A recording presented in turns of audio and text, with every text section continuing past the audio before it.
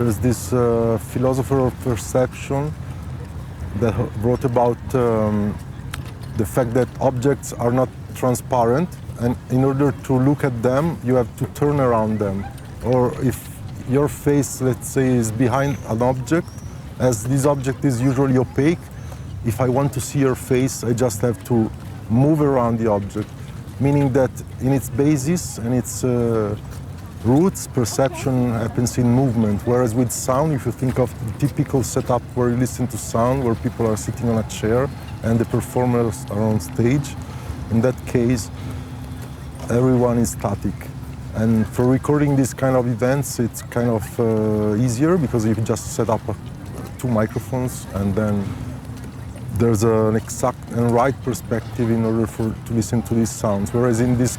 context, there was no one sweet spot where to enjoy what was going on.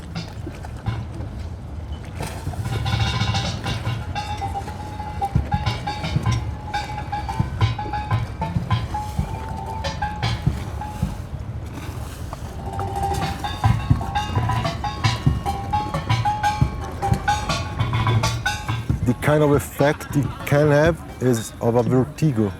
So you start recording because you might be willing to control sound, but as soon as you really spend time with what you can find around you, you immediately get lost.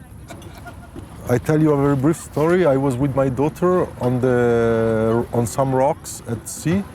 and then I told her, why don't you listen to the sounds that the rocks is making with the water, but I forgot to lower the level, so I gave her the headphones and the sound was very loud, and she cried because she got overwhelmed by the quantity of information that she couldn't control.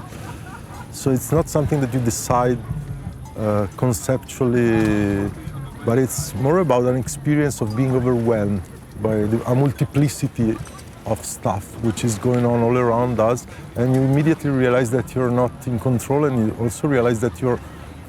immersed in it and that you're part of it.